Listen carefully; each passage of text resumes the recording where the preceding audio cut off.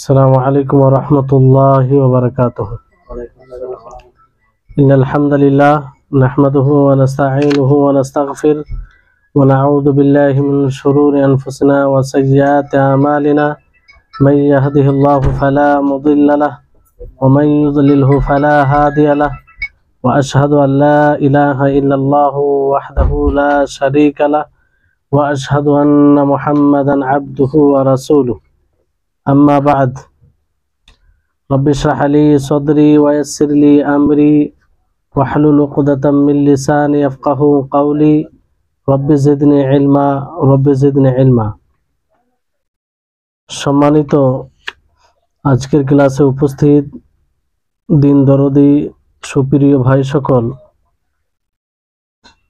সর্বপ্রকারের হামদ প্রশংসা সেই মহান আল্লাহ তাবারক ওয়া তাআলার জন্য, যিনি আমাদের সকলকে তার ইবাদত ও উপাসনার জন্য সৃষ্টি করেছেন। তার মধ্যে অন্যতম তার একটি ইবাদত বিধান, সেটি হচ্ছে সালাত আদায় করা। যেই সালাত আমরা দিনে 5 ওয়াক্ত সালাত আদায় করে থাকি, যেটি আমাদের সকলের উপরে ফরজ। সেই সালাতের মাধ্যমে আল্লাহ তাআলাকে আমরা নিজের মনের কথা বলি, আল্লাহ তাআলাকে সন্তুষ্ট করার চেষ্টা করি। সেই সালাত আল্লাহ তাআলা তিনি আমাদের সকলের উপরে ফরজ করেছেন, তার প্রশংসা করব আমরা সকলে বলি আলহামদুলিল্লাহ। তারপরে আমাদের সকলের প্রাণ প্রিয় নবী করিম মুহাম্মদ মুস্তাফা সাল্লাল্লাহু আলাইহি ওয়াসাল্লাম, ওনার উপর অসংখ্য শান্তি ধারা বর্ষিত হোক, যিনার মাধ্যমে আল্লাহ তাবারক ওয়া তাআলার বিধানকে আমরা সঠিকভাবে জানতে পেরেছি। তাই আমরা সকলে তার উপরে দরুদ পাঠ করব, আল্লাহুম্মা সাল্লি আলাইহি আল্লাহুম্মা বারিক আলাইহি। আমরা আলহামদুলিল্লাহ বিগত কয়েক সপ্তাহ থেকে সালাতের বিধিবিধান নিয়ে আলোচনা করে আসছি। ধারাবাহিকভাবে সালাতের প্রত্যেকটা বিষয়কে আমরা জানার চেষ্টা করছি। তার মধ্যে আমরা বিগত ক্লাসে পূর্বের পর্বে আমরা আলোচনা করেছিলাম যে রাফুল ইয়াদাইন কোথায় করতে হবে, আর কেরাত শুরু করার আগে আউযু বিল্লাহি মিনাশ শাইতানির রাজিম, এটা এই ব্যাপারে আলোচনা। আজকে ইনশাআল্লাহ সূরাতুল ফাতিহার ব্যাপারে আলোচনা হবে। সূরাতুল ফাতিহা এটা সালাতের রুকুন সমূহের মধ্যে একটি রুকুন। যখনই সালাতের রুকুন বলা হবে, তখন আপনারা এতে বুঝে নেবেন যে এই রুকুন ছাড়া সালাত হবে না, রুকুন ছাড়া সালাত হবে না।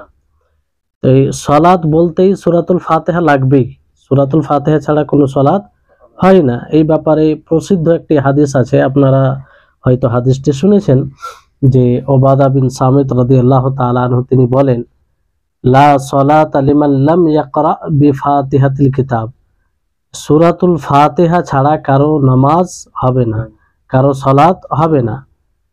তো এই সূরাতুল ফাতিহার জায়গায় অন্য কিছু পড়লেও হবে না। আর এই সূরাতুল ফাতিহা সমস্ত নামাজে ফরজ হোক নফল হোক, সেটা জাহরি নামাজ হোক, জাহরি মানে যে সালাতে জোরে কেরাত হয়, সিররি নামাজ হোক যে সালাতে আস্তে কেরাত হয়, আর পুরুষ পড়ুক অথবা মহিলা, মুসাফির অথবা যে বাড়িতে অবস্থান করে সে, ছোট বাচ্চা অথবা বড়, বসে পড়ুক অথবা দাঁড়িয়ে পড়ুক, শুয়ে পড়ুক, ভয় ভীতি অবস্থায় পড়ুক, যে কোনো অবস্থায় পড়ুক না কেন, এই সূরাতুল ফাতিহা লাগবেই, সূরাতুল ফাতিহা লাগবেই। ইমামকেও লাগবে, ইমামকেও পড়তে হবে, এবং যে মুক্তাদি হবে তাকেও পড়তে হবে। আর একাকী নামাজ পড়তে গেলেও এই সূরাতুল ফাতিহা পড়তে হবে। কিন্তু মুক্তাদি পড়বে কিনা এই ব্যাপারে দ্বিমত আছে, তবে রাজে উত্তম মত অনুযায়ী যে মুক্তাদিরাও সূরাতুল ফাতিহা পড়বে। আগে আলোচনা আসবে ইনশাআল্লাহ, কারণ নবী করিম মুহাম্মদ সাল্লাল্লাহু আলাইহি ওয়াসাল্লাম হাদিসে আমভাবে বলেছেন, লা সালাতা লিমান লাম ইয়াকরা বিফাতিহাতিল কিতাব। তাহলে এই হাদিসটি রয়েছে, এর দলিল কি? যে সকলকেই এই সূরাতুল ফাতিহা পড়তে হবে, মুক্তাদিরাকেও পড়তে হবে। যেমন একটি হাদিসে আছে যে নবী করিম মুহাম্মদ সাল্লাল্লাহু আলাইহি ওয়াসাল্লাম ফজর সালাত আদায় করেন, যখন ফজর সালাত পূর্ণ করেন, লাআল্লাকুম তাকরাউনা খালফা ইমামিকুম। তো তিনি বলেন যে মনে হয় তোমরা তোমাদের ইমামের পিছনে কি পড়ো, কিছু পড়ো, তোমরা কিছু পড়ো। তো তারা বলল ক্বালু নাআম, হ্যাঁ আমরা পড়ি। তো আল্লাহ নবী কি বলেন? আল্লাহ নবী বলেন যে লা তাফআলু ইল্লা বিউম্মিল কোরআন, যে তোমরা উম্মুল কোরআন সূরাতুল ফাতিহা ছাড়া আর অন্য কিছু পড়ো না। বুঝলেন?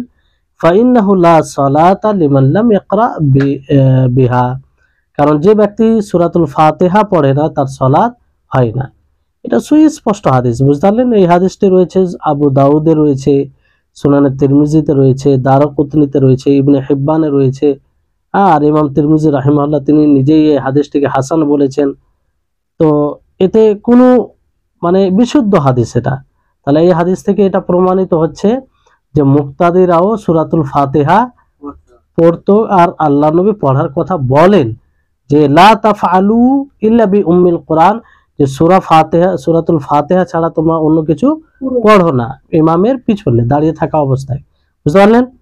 এজন্য ইমাম তিরমিজি রাহিমাহুল্লাহ তিনি নিজে বলেন যে ওয়াল আমালু আলা হাযাল হাদিস ইনদা আকতারি আহলিল ইলমি মিন আসহাবিন নবী সাল্লাল্লাহু আলাইহি সাল্লাম ওয়া তাবিঈন, যে এই হাদিসের উপরেই আহলে ইলমদের সাহাবীদের আমল রয়েছে এবং তাবিঈনদের আমল রয়েছে। অর্থাৎ সাহাবী ও তাবি তারা উভয়ে এই হাদিসকে সামনে রেখে আমল করেছেন, সূরাতুল ফাতিহা ইমামের পিছনে পড়েছেন। বুঝলেন? আর এই কথা ইমাম মালিক বিন আনাস, ইবনুল মুবারক, শাফি, ইমাম আহমদ, ইসহাক এনারা সকলেই মনে করেন যে ইমামের পিছনে সূরাতুল ফাতিহা পড়তে হবে, সূরাতুল ফাতিহা পড়তে হবে। আর যা হাদিস দ্বারা এটা স্পষ্ট, তাই না? তারপরে বিষয়টি হচ্ছে যে এই সকল বেশিরভাগ উলামায়ে কেরাম এটাই বলেছেন যে ইমামের পিছনে সূরাতুল ফাতিহা পড়বে। সেই সালাত যেই সালাত হোক না কেন, সিররি জাহরি যেই সালাত হোক না কেন পড়তে হবে। আর এটা ওয়াজিব, আবশ্যিক, মুস্তাহাব নয় যে না পড়লেও হবে না পড়লেও হবে এরকম বিষয় না, বরং পড়তেই হবে। কি করতে হবে? পড়তেই হবে, এটা ওয়াজিব। ইমাম নববী রাহিমাহুল্লাহ বলেন যে অধিকাংশ মুসলিম এর উপরেই রয়েছে যে জাহরি সিররি সালাতে সূরাতুল ফাতিহা পড়তে হবে। বুঝলেন? এটাই হচ্ছে বিশুদ্ধ কল। আর সতর্কতা এতেই রয়েছে, সতর্কতা এতেই রয়েছে। আর শেখ ইবনে উসাইমিন রাহিমাহুল্লাহ, শেখ ইবনে বাজ রাহিমাহুল্লাহ প্রখ্যাত আলেম, তিনারা এটাই বলেছেন, এই মতটিকেই গ্রহণ করেছেন। তারপরে এই ব্যাপারে সূরাতুল ফাতিহার ব্যাপারে কিছু কথা আমাদেরকে স্মরণে রাখতে হবে। সেটা হচ্ছে কোনো ব্যক্তি, ইমাম নববী রাহিমাহুল্লাহ বলেন যে যদি কোনো ব্যক্তি সূরাতুল ফাতিহা ভুলে ছেড়ে দেয়, ভুলে যায় মানে সূরাতুল ফাতিহা পড়তে পড়তে ভুলে যায় এটা নয়, মানে ভুলে গেছে যে পড়তে হবে। জানেন তো বিশুদ্ধ মত অনুযায়ী তার সালাত হবে না, তার সালাত হবে না। হ্যাঁ, যদি সালাত অবস্থায় স্মরণে পড়ে, তৃতীয় রাকাতে দাঁড় হওয়ার পূর্বেই স্মরণে চলে আসে যে সে সূরাতুল ফাতিহা পড়েনি, তাহলে আবার তাকে দাঁড়িয়ে যেতে হবে। আবার কি করতে হবে? দাঁড়িয়ে যেতে হবে। আর পূর্বে যেটা কিয়াম করেছে সবগুলো বাতিল হয়ে যাবে। বুঝলেন? এটা একটা অবস্থা। কিংবা যদি দ্বিতীয় রাকাত পূর্ণ করার পরে মনে আসে যে সে প্রথম রাকাতে সূরাতুল ফাতিহা পড়েনি, প্রথম রাকাতে সূরাতুল ফাতিহা পড়েনি, তাহলে তার প্রথম রাকাত, যেই রাকাতে সূরাতুল ফাতিহা পড়েনি, সেই রাকাতটা মানে ক্যান্সেল, সেটা বাদ হয়ে যাবে, সেটা বাতিল হয়ে যাবে। বুঝলেন? বরং আবার তাকে আরেকটি রাকাত পড়তে হবে, মানে সেটা গণ্যই করবে না। প্রথম রাকাতে যে রাকাতে সূরাতুল ফাতিহা পড়েনি সেটাকে গণ্যই করবে না, সে আবার ওই রাকাতটাকে পড়বে। বুঝলেন? আর যদি ধরেন যে কোনো ব্যক্তি 4 রাকাত বিশিষ্ট সালাত, 4 রাকাত পড়েছে কিন্তু এক রাকাতে সূরাতুল ফাতিহা পড়তে ভুলে গেছে, পড়েনি, পরে মনে এসেছে, মানে সালাত কমপ্লিট হয়ে যাওয়ার পরে। তো এবার যদি সালাত কমপ্লিট হয়ে যাওয়ার পরে, নামাজ পূর্ণ হয়ে যাওয়ার পরে সাথে সাথে মনে আসে, তাহলে সাথে সাথে দাঁড়িয়ে আরেকটি রাকাত পড়ে নেবে, বুঝতে পারলেন? তারপরে পড়ে নেওয়ার পরে সাজদা সহ করে নেবে, আর তার নামাজ পূর্ণ হয়ে যাবে। আর যদি এই দূরত্বটা বেশি হয়ে যায়, ধরেন যে সালাত কমপ্লিট করলো, প্রায় অনেকক্ষণ পর 15 মিনিট পর তার মনে আসছে যে আমি এক রাকাতে সূরাতুল ফাতিহা পড়িনি, তাহলে তাকে কি করতে হবে? পুনরায় নামাজ পড়তে হবে। তাহলে সূরাতুল ফাতিহা এটা জরুরি, সূরাতুল ফাতিহা জরুরি, বুঝতে পারলেন? তারপরে এই সূরাতুল ফাতিহা পড়া জরুরি। আপনারা প্রথমে হাদিসটি শুনেছেন, হাদিসুল মুসি। আপনাদেরকে বারবার বলেছিলাম যে হাদিসুল মুসি যখন বলা হবে তখন আপনারা মনে রাখবেন যে যেই ব্যক্তিকে আল্লাহ নবী পুরো নামাজের নিয়ম শিখিয়ে দেন, প্রথমে নামাজ পড়েন, তারপর সালাম, নবী সাল্লাল্লাহু আলাইহি ওয়াসাল্লামকে এসে সালাম করেন, তিনি সালামের উত্তর দেন আর বলেন যে তুমি নামাজ পড়ো। এইভাবে 3 বার হয়। শেষে সে কি বলল যে এর চাইতে আমি ভালো পারি না, আপনি শিখিয়ে দেন, বুঝতে পারলেন? তখন আল্লাহ নবী শিখিয়ে দেন। তো সেই হাদিসে সূরাতুল ফাতিহার ব্যাপারে বলা আছে। আর কি কি বলেছেন যে সুম্মা ফাআল যালিকা ফি সালাতিকা কুল্লিহা, যে তুমি এইভাবেই সালাত আদায় করো, পুরো সালাত। আর এখান থেকে এটা প্রমাণিত, বুঝতে পারলেন? মাসবুক যে হবে, যে পরবর্তী সময়ে ইমাম জামাতে শামিল হবে, তা থেকেও এই সূরাতুল ফাতিহা সাকিত হয় না, সূরাতুল ফাতিহা তাকেও পড়তে হয়, বুঝতে পারলেন? তবে যদি কোনো ব্যক্তি এমন অবস্থায় জামাতে শামিল হয় যে ইমাম রুকু অবস্থায় আছে, ইমাম কোন অবস্থায় আছে? রুকু অবস্থায় আছে, সেই অবস্থায় যদি কোনো ব্যক্তি শামিল হয় জামাতে, তাহলে তাকে আর সূরাতুল ফাতিহা পড়তে হবে না। যদি রুকু অবস্থায় ইমামকে পেয়ে যায় তাহলে সেটা রাকাত গণ্য হবে, রাকাত গণ্য হবে। আর যদি দাঁড়িয়ে ধরেন কেউ আল্লাহু আকবার বলা মাত্র একটু অর্ধ মিনিট দাঁড়ালছে আর ইমাম কোথায় চলে গেছে? রুকুতে চলে গেছে, সূরাতুল ফাতিহা পড়তে পারলো না। তো এই অবস্থায় তাকে আবার রাকাত পড়তে হবে। রাকাত কি পড়তে হবে? যেহেতু সূরাতুল ফাতিহা কিয়াম যদি পায় তাহলে সেই সময় সূরাতুল ফাতিহা পড়া জরুরি। কিয়াম যদি পায় তো সেই সময় সূরাতুল ফাতিহা পড়া জরুরি, বুঝতে পারলেন? তো এটা মনে রাখতে হবে। অনেকেই বলেছেন যে যদিও কিয়াম পায়, যেমন ইবনে উসাইমিন রাহিমাহুল্লাহ তিনি বলেন যে কিয়াম যদি সামান্য পায় আর দেখা যাচ্ছে সে যদি সূরাতুল ফাতিহা পড়ে তাহলে ইমামকে রুকু অবস্থায় পাওয়া যাবে না, উঠে যাবে ইমাম। তো ওই অবস্থায় যদি রুকুতে চলে যায় তাহলে তার রাকাত গণ্য হবে। ইবনে উসাইমিন রাহিমাহুল্লাহ এটা বলেছেন, এটা ওনার মত। তবে আহলে ইলমগণ আরো অন্যান্য উলামায়ে কেরামগণ বলেছেন যে সতর্কতা হচ্ছে এটাই যে কিয়াম যদি পায়, যদিও একটু হয়, আর তাতে যদি সূরাতুল ফাতিহা পড়া সম্ভব না হয়, রুকুতে চলে যায়, তাহলে সেটা রাকাত বলে গণ্য হবে না, বরং আবার তাকে রাকাতটি পড়তে হবে। আর সরাসরি ইমামকে যদি রুকু অবস্থায় পায়, দাঁড়ায়নি, তাকবীরে তাহরিমা বলে সরাসরি ইমামের সাথে ইমামকে রুকু অবস্থায় পায় আর রুকুতে চলে যায়, তাহলে এটা তার রাকাত বলে গণ্য হবে, যেহেতু কিয়াম পায়নি, বুঝতে পারলেন? তাহলে এই হচ্ছে। আর সূরাতুল ফাতিহা এমন একটা বিষয় যে এটাকে বিশুদ্ধভাবে পড়তে হবে। কিভাবে বিশুদ্ধ? একটি একটি করে আয়াত করে পড়তে হবে। তার যটা তাসদিদ আছে, হ্যাঁ, সবগুলো যেন পড়ার মধ্যে আসে। যদি কোনো একটা তাসদিদ ছুটে যায় তাহলে সেই সূরাতুল ফাতিহা বিশুদ্ধ হবে না, আর সেই সূরাতুল ফাতিহা বিশুদ্ধ না হলে নামাজ হবে না, বুঝতে পারলেন?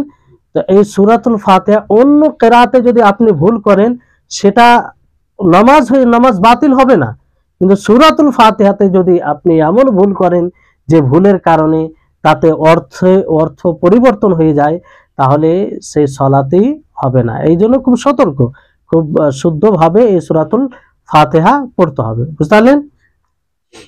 তারপরে প্রত্যেক আয়াতে থেমে যাওয়া, এটাও সুন্নাহ। আল্লাহ নবী একটি আয়াত পড়তে থেমে যেতেন।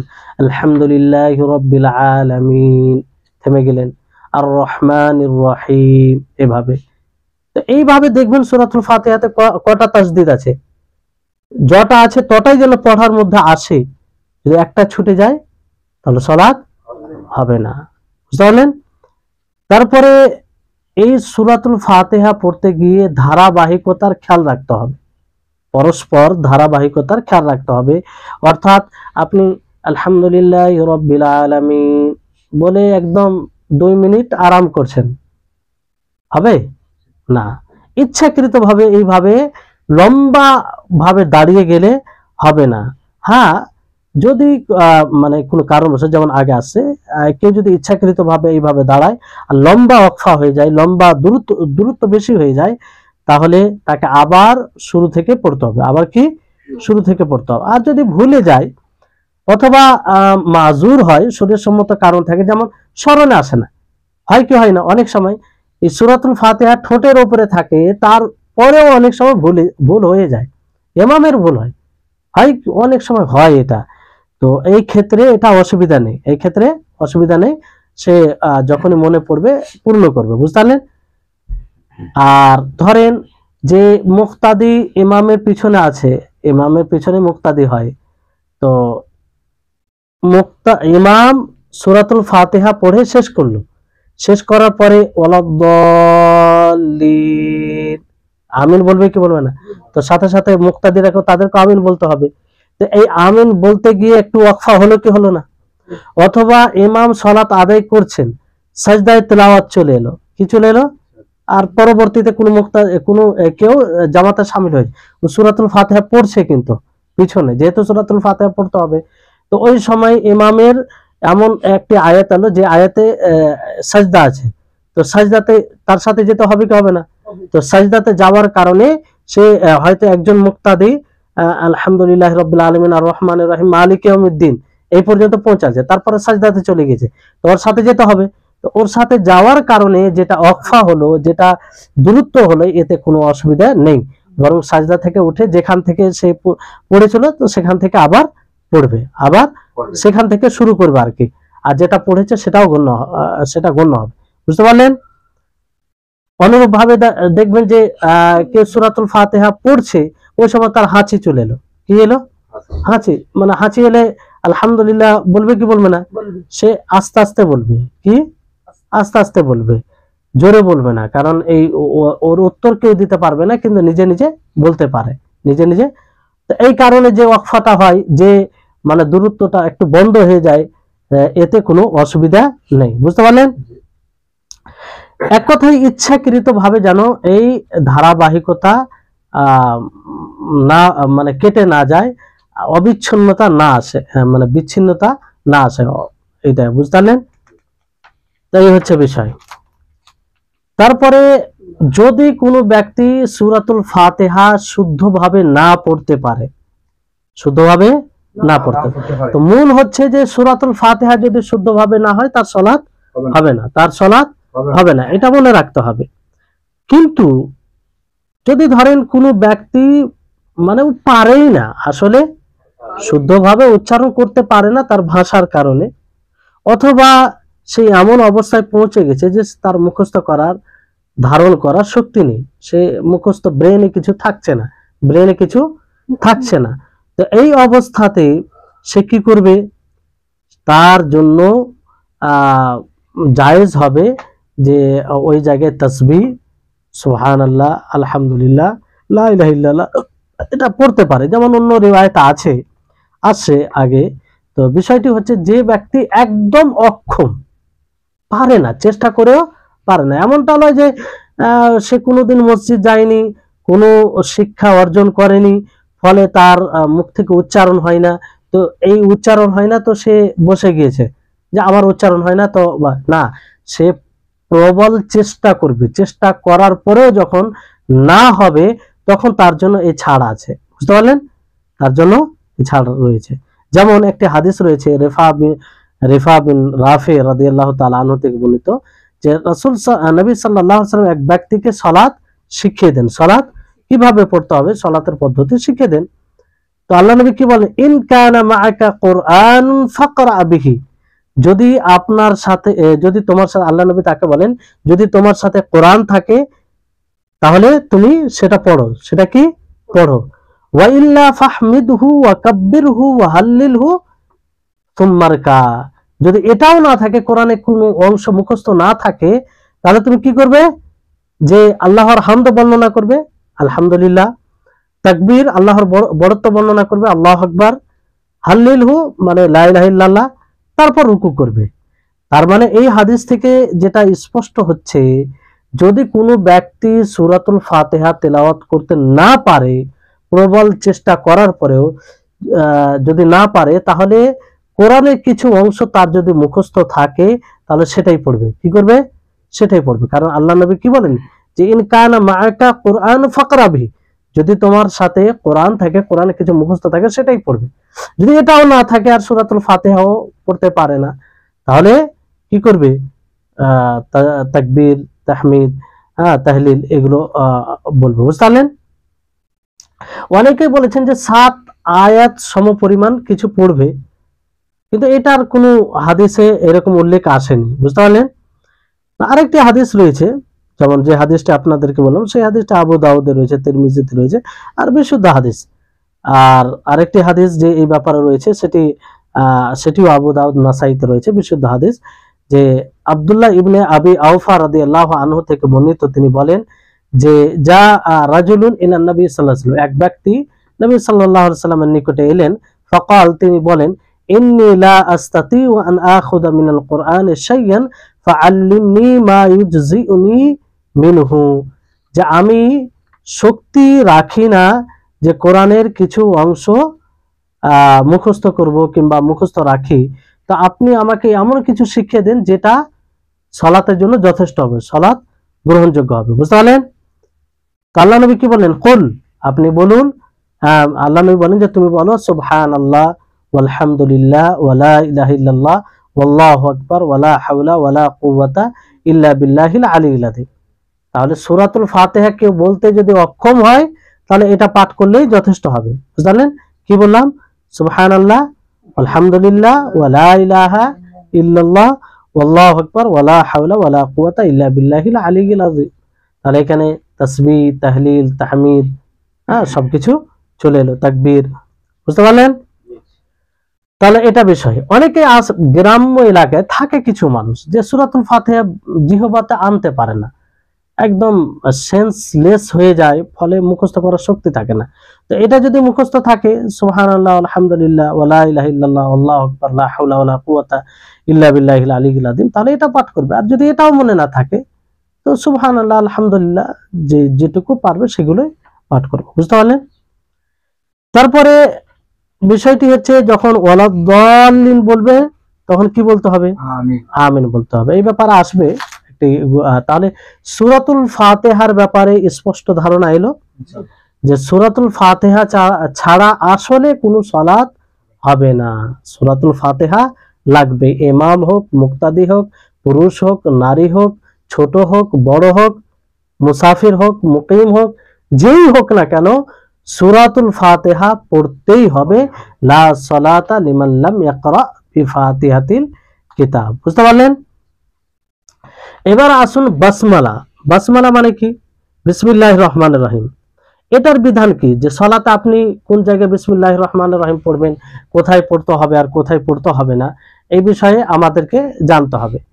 তো বাসমালার ব্যাপারে বলা হয়েছে যে প্রথম বিধান, যে আমরা জেনে নিই যে এই বাসমালা এই সূরাতুল ফাতিহার অংশ কি অংশ নয়। সূরাতুল ফাতিহার অংশ কি অংশ নয়। তো এই ব্যাপারে কিছু মত রয়েছে, ওলামাগণ বলেছেন যে প্রথম মত হচ্ছে যে বাসমালা অর্থাৎ বিসমিল্লাহির রহমানির রহিম, এটা সূরাতুল ফাতিহার অংশ, সূরাতুল ফাতিহার অংশ। বুঝতে পারলেন? কারণ আপনি মুসাফে দেখবেন, কোরআনে দেখবেন যে বিসমিল্লাহির রহমানির রহিম লেখা আছে, তার সামনে 1 নম্বর লেখা আছে, মানে 1 আয়াত সূরাতুল ফাতিহার মধ্যে গণ্য করা হয়েছে। বুঝতে পারলেন? আর এই কথা শাফিঈয়া, যিনারা ইমাম শাফিকে স্মরণ করেন, তিনারাও বলেছেন। আর ওনাদের মত হচ্ছে যে বিসমিল্লাহির রহমানির রহিম এটা সূরাতুল ফাতিহার একটা অংশ, প্রথম আয়াত। বুঝতে পারলেন? দ্বিতীয় মত হচ্ছে যে না, বাসমালা এটা সূরার শুরুতে এটা মানে বলা হয়, কিন্তু ফাতিহার অংশ নয়। কোনো আয়াত মানে কোনো সূরার অংশ নয় আর কি, কোনো সূরার প্রথম আয়াত নয়, বুঝতে পারলেন? না সূরাতুল ফাতিহার আয়াত, না অন্য কোনো সূরার প্রথম আয়াত। বাকি তো যেমন একটি সূরাতে আছে মধ্যে বিসমিল্লাহির রহমানির রহিম, এটা আয়াত, কিন্তু প্রথম কোন সূরার আয়াত নয়। এটি দ্বিতীয় মত, বুঝতে পারলেন?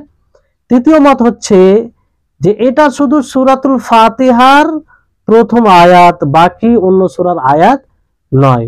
তো এই তিনটি মতের মধ্যে যেটা দ্বিতীয় মত বলা হলো সেটাই প্রাধান্যপ্রাপ্ত মত, কোরআন হাদিস অনুযায়ী সেটাই হকের নিকটে, যে বিসমিল্লাহির রহমানির রহিম এটা না সূরাতুল ফাতিহার আয়াত, না কার আয়াত, অন্য কোন সূরার আয়াত, বুঝতে পারলেন?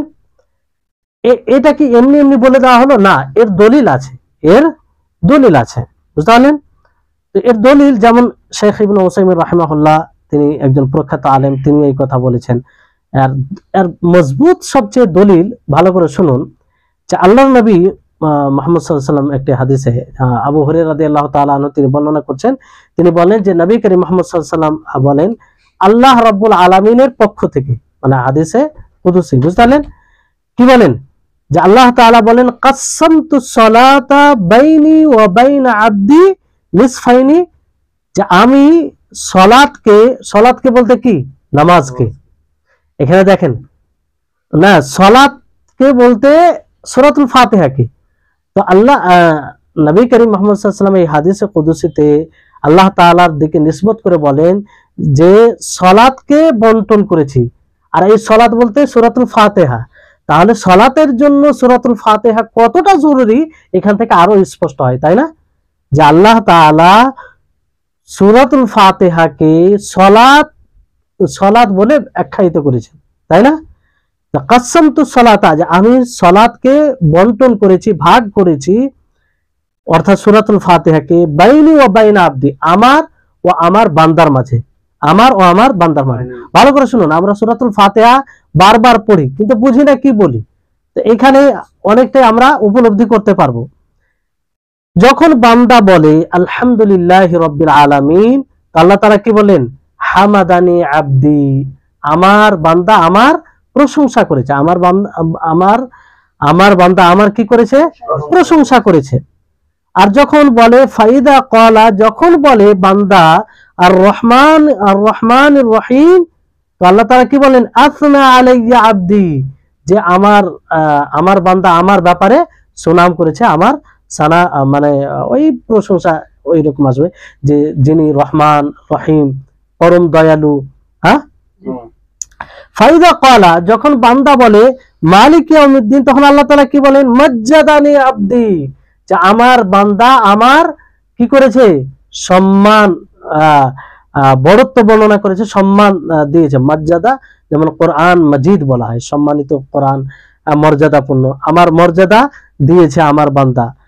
যখন বান্দা বলে ফাইদা ক্বালা ইয়্যাকা না'বুদু ওয়া ইয়্যাকা নাস্তাঈন, তো আল্লাহ তাআলা বলেন হাযা বাইনি ওয়া বাইনা আবদি ওয়া লিআবদি মা সাআলা, যে এটা আমার ও আমার বান্দার মাঝে এবং আমার বান্দার জন্য যা সে চেয়েছে। মানে এই তিনটি আয়াতের মধ্যে কি দেখেন, যে প্রথম তিনটি আয়াতে আল্লাহ তাবারক ওয়া তাআলার ব্যাপারে, তাই না? যে সর্বপ্রকারের প্রশংসা আল্লাহ তাআলার জন্য, যিনি সমস্ত জাহানের রব, প্রতিপালক, তাই না? আর রহমানির রহিম, যিনি অসীম দয়ালু, পরম দয়ালু, তাই না?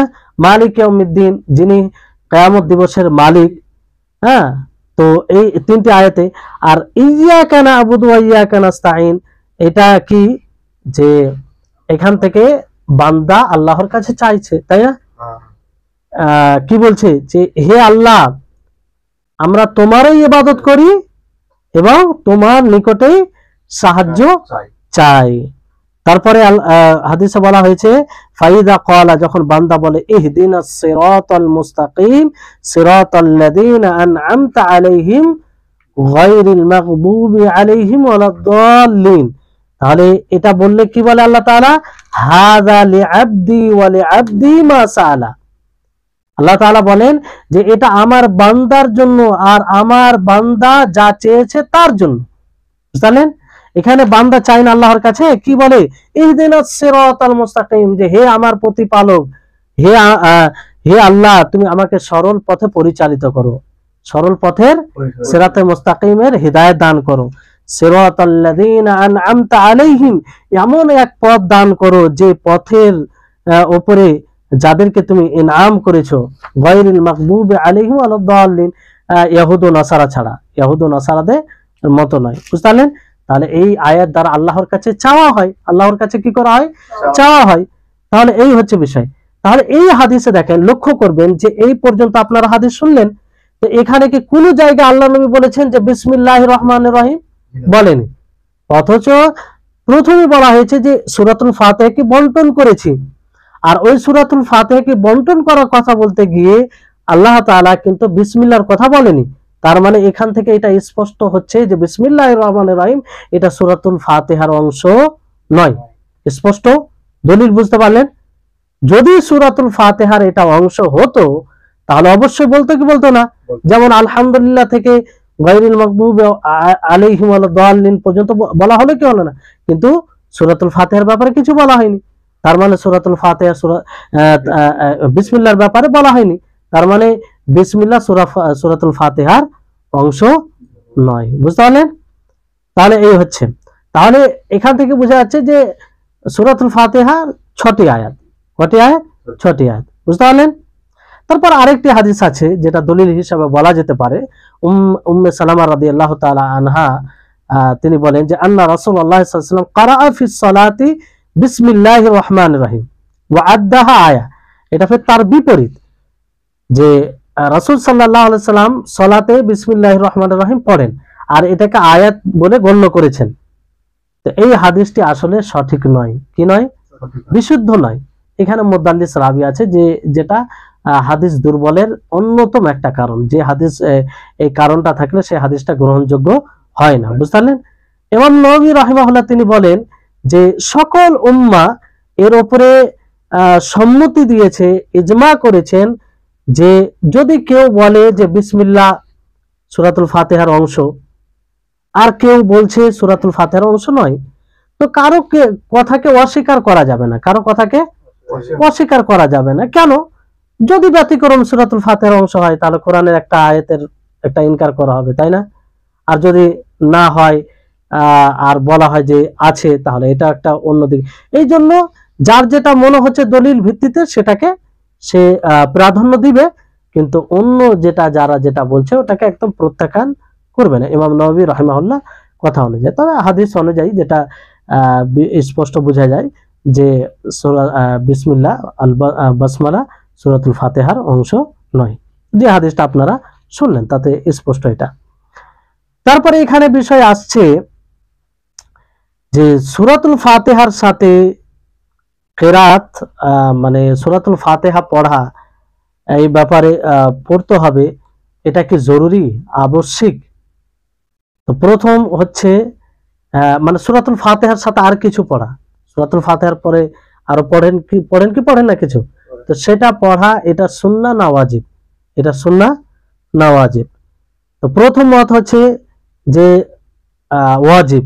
কি? না না, বিষয়টি হচ্ছে এখানে এটা এরকম যে বাসমালা এটা পড়া সুন্নাহ না ওয়াজিব? মানে সূরাতুল ফাতিহার সাথে বিসমিল্লাহ এটা পড়া, বিসমিল্লাহির রহমানির রহিম, এটা ওয়াজিব না সুন্নাহ? আমরা তো এর পূর্বে কি জানলাম যে এটা সূরাতুল ফাতিহার আয়াত কি আয়াত নয়, এর পূর্বে যেটা জানলাম হ্যাঁ আয়াত নয়, এটা এই ব্যাপারে আমরা আলোচনা করলাম। এখন যে বিষয়টা আপনাদেরকে বলতে যাচ্ছি সেটা হচ্ছে যে এই বিসমিল্লাহির রহমানির রহিম এটা পড়া আবশ্যিক না সুন্নাহ? সুন্নাহ মানে আবশ্যিক নয়। বুঝতে পারলেন? তো এই ব্যাপারে দুটি মত আছে। একটি মত হচ্ছে যে আবশ্যিক, পড়তেই হবে, বিসমিল্লাহির রহমানির রহিম পড়তেই হবে। এটা কাদের অনুযায়ী? যারা বলেন যে বিসমিল্লাহির রহমানির রহিম সূরাতুল ফাতিহার অংশ, বিসমিল্লাহির রহমানির রহিম সূরাতুল ফাতিহার অংশ, তারা বলে যে পড়তেই হবে, না পড়লে হবে না। বুঝলেন? কিন্তু দ্বিতীয় মত কি, যে বিসমিল্লাহির রহমানির রহিম পড়া এটা আবশ্যিক নয়, ওয়াজিব নয়, বরং সুন্নাহ। কি? সুন্নাহ। এটা কারা বলে? যারা বলে যে বিসমিল্লাহির রহমানির রহিম সূরাতুল ফাতিহার অংশ নয়। তো এই হচ্ছে, আর এটাই বেশিরভাগ ওলামায়ে কেরাম এটাকে রাজে বলেছেন, বুঝতে পারলেন? তো এই হচ্ছে বিষয়। এবার আসুন যে আমরা এই বিসমিল্লাহির রহমানির রহিম জোরে জোরে পড়বো না আস্তে, উচ্চ স্বরে পড়বো না আস্তে পড়বো, এই ব্যাপারে কোরআন হাদিস অনুযায়ী আসলে কি এই বিষয়টি আমরা জানার চেষ্টা করব। তো এই ব্যাপারেও ওলামাদের থেকে দুটি মত আসে। এক প্রকার ওলামায়ে কেরামগণ বলেন যে জাহরি নামাজে, জাহরি মানে যেসব সালাতে জোরে কেরাত হয়, যেমন এশা, মাগরিব, ফজর, এগুলো তো জোরে কেরাত হয়, তো এতে জোরে পড়তে হবে। এতে কি পড়তে হবে? জোরে পড়তে হবে। আর তারা দলিল এইভাবে দেন, আবু হুরায়রা রাদিয়াল্লাহু তাআলা আনহুর একটি হাদিস রয়েছে, তিনি বলছেন যে আন্নাহু সাল্লা বিআসহাবিহি, তিনি তার সাথীদেরকে সালাত মানে নামাজ পড়ান, বুঝলেন? তো তাতে কি গেল? তাতে তিনি বিসমিল্লাহির রহমানির রহিম পড়েন। কি পড়েন? বিসমিল্লাহির রহমানির রহিম পড়েন। তারপরে সূরাতুল ফাতিহা পড়েন। তারপরে কি পড়েন? সূরাতুল ফাতিহা পড়েন।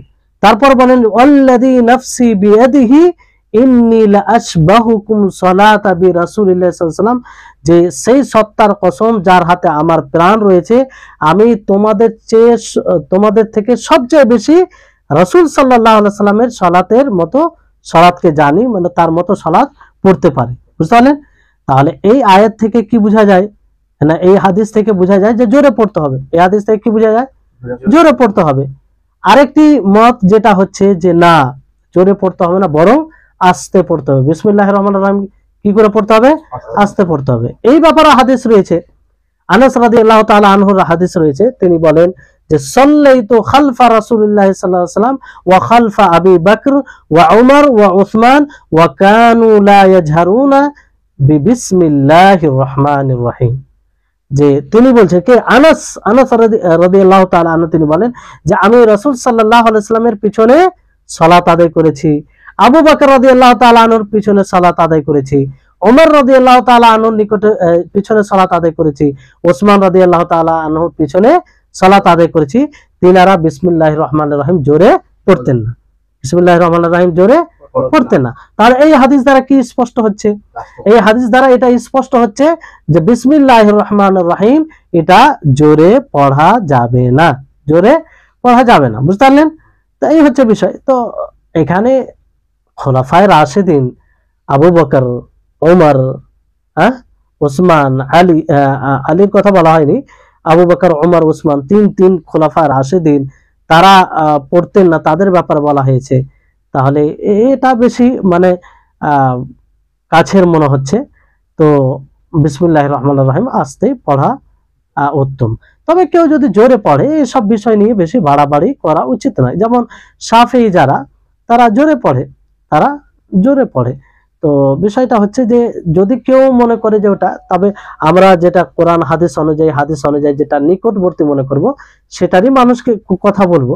এবার যদি কেউ অন্যটাকে হাদিসের ভিত্তিতে কাছের মনে করে, তো আলাদা বিষয়। কিন্তু এখানে পক্ষপাতিত্ব করলে হবে না, যে না আমাদের লোকেরা পড়ে, কিংবা আমার শেখেরা বলেছে, কিংবা আমাদের এলাকার লোকেরা করে, তাই এটা সঠিক। এটা কিন্তু ভুল। এই ধারণা চেতনাকে আমাদেরকে দূর করতে হবে। রাসূল সাল্লাল্লাহু আলাইহি সাল্লামের নিরপেক্ষ অনুসরণের একটি দাবি হচ্ছে যে আমরা সর্বোপরি প্রাধান্য দেব রাসূলের কথাকে, আল্লাহ তাবারক ওয়া তাআলার কথাকে। এখানে কারো কথা, কারো মতকে আমরা প্রাধান্য দেব না, বুঝতে পারলেন? তারপরে আরেকটি বিষয়, যে বিষয় বলে আজকের আলোচনা শেষ করব, সেটি হচ্ছে যে আমিন বলা। আপনি আমিন কি করে বলবেন? সূরাতুল ফাতিহার পরে আমিন বলা এটি সুন্নাহ। এটি কি? সুন্নাহ। দেখেন, একটি সুন্নাহ বিষয়কে নিয়ে মানুষ কত বাড়াবাড়ি করে, মানুষ কত মানে দুই দিকে বাড়াবাড়ি রয়েছে। একদিকে যারা এই আমিন বলে, যারা আমিন বলে, তারা এই আমিন না বলার কারণে, যারা আমিন বলে না তাদেরকে মনে হয় তারা ইসলাম থেকে বের হয়ে গেছে, এরকম তাদের সাথে ব্যবহার করে। এটাও ভুল, এটাও ভুল। আর যারা মনে করে যে যারা আমিন বলে তারাও মানে ইসলাম থেকে বের হয়ে গেছে, এটাও ভুল, যেহেতু এটা সুন্নাহ। তো বিষয়টা হচ্ছে যে আসল যেটা ইসলামের শিক্ষা কিংবা কোরআন হাদিস দ্বারা যেটা স্পষ্ট হয় সেটা মানুষকে বলতে হবে, সেটার উপরে আমল করতে হবে। এটা দেখে লাভ নেই যে আমার এলাকার লোক কি করছে, আমার লোকেরা কি করছে, আমার শেখেরা কি করছে। না, আসলে আমাদের দৃষ্টিভঙ্গি কিংবা ভাবনা চিন্তা চেতনা থাকবে যে রাসূল সাল্লাল্লাহু আলাইহি সাল্লাম থেকে প্রমাণিত আছে কি নেই, বাস এতটুকু মাথায় নিয়ে আসতে হবে। আর এটাই মানে সফলতা নিয়ে আসবে আমাদেরকে, হকের নিকটে করবে, যদি এই ধারণাটা এই চেতনাটা আমরা নিয়ে আসতে পারি যে রাসূল থেকে প্রমাণ আছে কিনা। রাসূল থেকে প্রমাণ আছে, বাস তাও করব, কি আছে। ইমাম করেনি, ইমাম হতে পারে করেনি কোনো কারণে, যে তিনার নিকটে হয়তো হাদিসটি পৌঁছায়নি, অনেক ব্যাপার আছে, সকলের কাছে সব কথা পৌঁছে গেছে তা নয়, আর সকলে জ্ঞানে এক সমান তাও নয়, এক সমান কি নয়। এই জন্য অনেক দেখবেন যে ইমামদের মধ্যে এরকম হয়েছে। এই জন্য ইমামগণ বিশেষভাবে কি বলেছেন যে যখনই তোমরা আমার ফতোয়া, আমার কথা হাদিস বিরোধী দেখবে, কি বিরোধী, হাদিস বিরোধী দেখবে, তখন আমার ফতোয়াকে তোমরা ছুঁড়ে ফেলবে। কি করবে? ছুঁড়ে ফেলবে। আর হাদিসকে তোমরা গ্রহণ করবে, হাদিসকে গ্রহণ করবে। তাহলে এই চিন্তা চেতনা, যে চিন্তা চেতনা আইম্মাদের মধ্যে ছিল, ইমাম আবু হানিফা রাহিমাহুল্লাহ বলেন, ইমাম শাফি রাহিমাহুল্লাহ বলেন, ইমাম মালিক রাহিমাহুল্লাহ বলেন, ইমাম আহমদ বিন হাম্বল রাহিমাহুল্লাহ বলেন, এনাদের সকলের এটাই মানে শিক্ষা। তো ওনাদের যদি প্রকৃত আমরা অনুসরণ করি, ওনাদের সম্মান বজায় রাখি, ওনাদের শ্রদ্ধা করি, তাহলে উচিত হবে নিরপেক্ষভাবে রাসূলের অনুসরণ করা, তাদের অন্ধ অনুসরণ করা নয়। ইমামের যদি কেউ অন্ধ অনুসরণ করে তাহলে এটা রাসূল সাল্লাল্লাহু আলাইহি সাল্লামের প্রকৃত অনুসরণ বিরোধী আমল। বুঝতে পারলেন? তো এই বিষয়টি বোঝা রয়েছে। তাহলে সূরাতুল ফাতিহার পরে আমিন বলা এটি সুন্নাহ। আমিন বলা কি? এটি সুন্নাহ। যেমন হাদিসে প্রমাণ আছে, নবী করিম মুহাম্মদ সাল্লাল্লাহু আলাইহি ওয়াসাল্লাম যখন পড়তেন গায়রিল মাগদুবি আলাইহিম ওয়ালাদ-দাল্লিন, এটা পড়তেন তখন কি বলতেন? আমিন। আর উচ্চ স্বরে পড়তেন, কি উচ্চ স্বরে জোরে পড়তেন। তাহলে এই হাদিস, এটা হাদিস কোথায় আছে জানেন? এটা সহিহ আবু দাউদে রয়েছে। কি রয়েছে? সুনানে আবু দাউদ, সুনানে তিরমিজি আর সুনানে ইবনে মাজাহ, বিশুদ্ধ হাদিস, কোনো দুর্বলতার কারণ নেই এখানে। বুঝতে পারলেন? তারপরে আবু হুরায়রা রাদিয়াল্লাহু তাআলা আনহু থেকে আরেকটি হাদিস আছে, তিনি বলেন যে রাসূল সাল্লাল্লাহু আলাইহি ওয়াসাল্লাম বলেন, ইযা ক্বালা আহাদুকুম আমিন ওয়া ক্বালাতিল মালায়েকাতু ফিস সামা আমিন ফাইন ওয়াফাকাত ইহদাহুমা আল উখরা গুফিরা লাহু মা তাকাদ্দামা মিন যামবি। যে যখন তোমাদের মধ্যে কেউ আমিন বলে, কেউ আমিন বলে, আর ফেরেশতাও আসমানে যে ফেরেশতাগণ রয়েছে তারাও তার সাথে সাথে কি বলে? আমিন বলে। যদি তাদের আমিন বলার সাথে আমাদের আমিন মেল খেয়ে যায়, একসাথেই হয়ে যায়, তাহলে কি ফজিলত? আল্লাহ নবী বলছেন যে গুফিরা লাহু মা তাকাদ্দামা মিন যামবি, তার পূর্বেকার সমস্ত গুনাহ আল্লাহ তাআলা ক্ষমা করে দেবেন। আল্লাহ। তাহলে এই সুন্নাহগুলোর উপরে আমল করার প্রতি আমাদেরকে আগ্রহী হতে হবে, ভালোবাসা, এটাই হচ্ছে নবী করিম মুহাম্মদ সাল্লাল্লাহু আলাইহি ওয়াসাল্লামকে প্রকৃত ভালোবাসা। বুঝতে পারলেন? তো এই হচ্ছে। আর আমিন সকলকে বলতে হবে, ইমাম হোক, মুক্তাদি হোক, একাকী নামাজ পড়ুক, ফরজ, সুন্নাহ, সেহরি নামাজে আস্তে আস্তে বলবে, সেহরি নামাজে আস্তে আস্তে, জাহরি নামাজে জোরে বলবে। বুঝতে পারলেন? তো এই হচ্ছে বিষয়। তো এখানে একটি কথা মনে রাখতে হবে যে সেহরি নামাজে, যেটা আপনাদেরকে বললাম যে সেহরি নামাজে আস্তে আর জাহরি নামাজে জোরে পড়া, এটা মুস্তাহাব, আর এটাই সুন্নাহ। কারণ হাদিসের মধ্যে আছে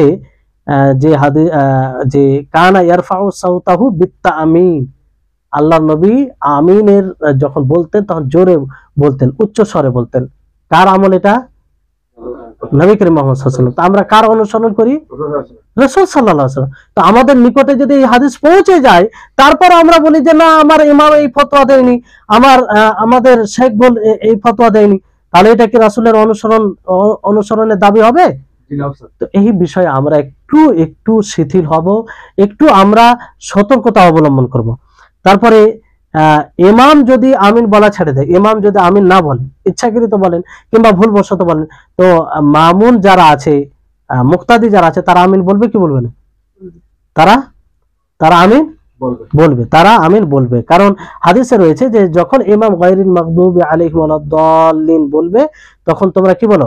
ফাকুলু আমিন, ফাকুলু আমিন, যে তোমরা আমিন বলো। বুঝলেন?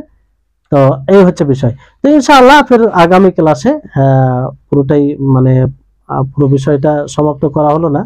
আগামী ক্লাসে মামুম যারা মুক্তাদি তারাও জোরে আমিন বলবে, এই ব্যাপারে আরো যে দলিলগুলো রয়েছে রাসূল সাল্লাল্লাহু আলাইহি সাল্লাম থেকে প্রমাণিত যেগুলো হাদিস রয়েছে সেগুলো বলা হবে।